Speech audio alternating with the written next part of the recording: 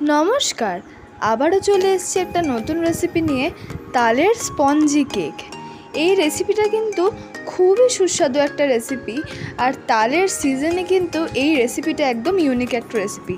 আমরা কিন্তু তালের অনেক রেসিপি খেয়েছি, তালের বড়া, তালের লুচি, তার মধ্যে এই রেসিপিটা কিন্তু দারুণ। তার সাথে এর যে স্পঞ্জিনেসটা আর একটা এর মধ্যে কেকের যে ফিলটা, এটা কিন্তু জাস্ট দারুণ লাগে। তো চলুন দেখে নেওয়া যাক কীভাবে করতে হয়। প্রথমে দেখুন, আমরা এখানে তাল ছেঁচে নিয়েছি।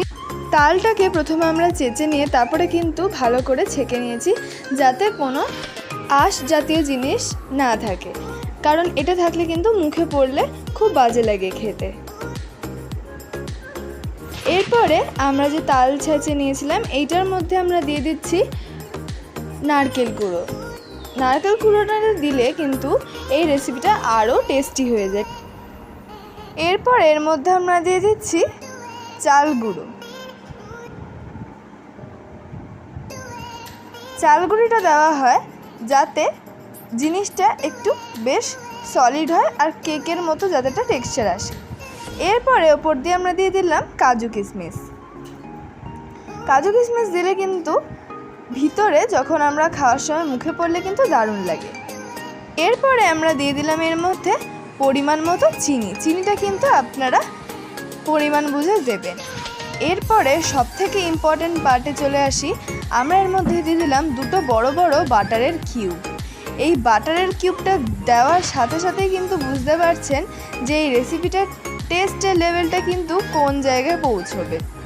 তো যাই হোক, এরপরে আমরা এই পুরো জিনিসটাকে ভালো করে হাত দিয়ে মাখিয়ে নেব। এরপর এর মধ্যে দিয়ে দিলাম আমরা পরিমাণ মতো সুজি। খুব একটা বেশি সুজি কিন্তু দেব না, জাস্ট অল্প একটু সুজি দেব।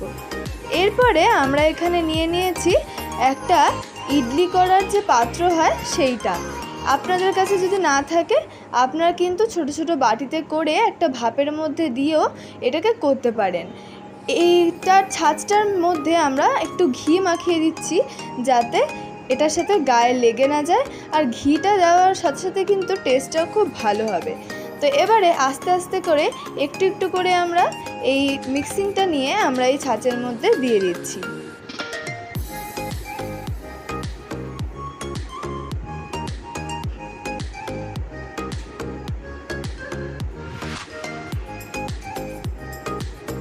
এখানে দেওয়ার সময় কিন্তু একটা ভালো রকম শেপে আনবেন, তবেই কিন্তু দেখতে সুন্দর হবে, না হলে কিন্তু দেখতে খুবই বাজে লাগবে।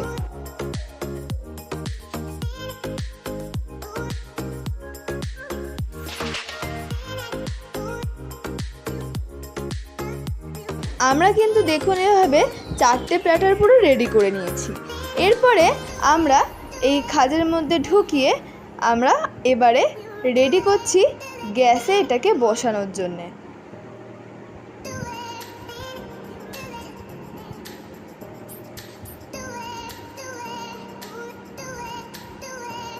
এরপরে যেভাবে আমরা ইডলি করি ঠিক সেভাবেই এখানে আমরা দিয়ে দিয়েছি পরিমাণ মতো জল, যাতে এটা ভাপে ভাপে হয়ে যায়।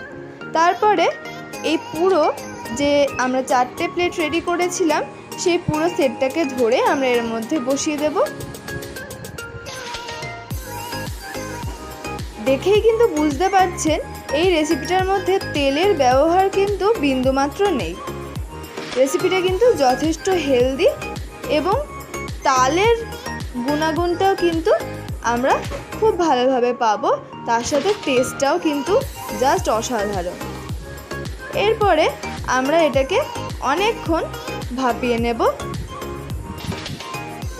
তারপরে এটাকে আমরা উঠিয়ে নিচ্ছি। এটা ভাপাতে কিন্তু বেশ অনেকক্ষণ সময় লাগবে। একটু পরপর আমরা খুলে খুলে দেখে নেব ঠিকঠাক স্পঞ্জনেসটা এসেছে নাকি না।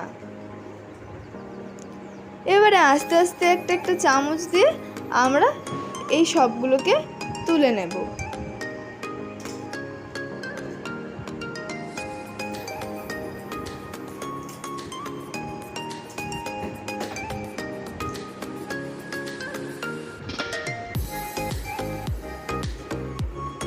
দেখুন সবগুলো কিন্তু আমরা খুব ভালোভাবে তুলে নিয়েছি।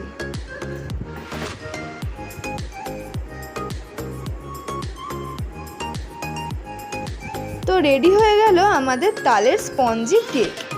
রেসিপিটা কিন্তু আপনারা বাড়িতে অবশ্যই ট্রাই করে আমাকে জানাবেন কেমন লাগলো।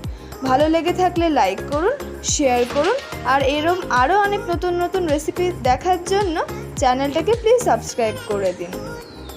আজকের মতো এটুকুই, ফিরে আসছি আরও অনেক নতুন নতুন রান্না নিয়ে। নমস্কার।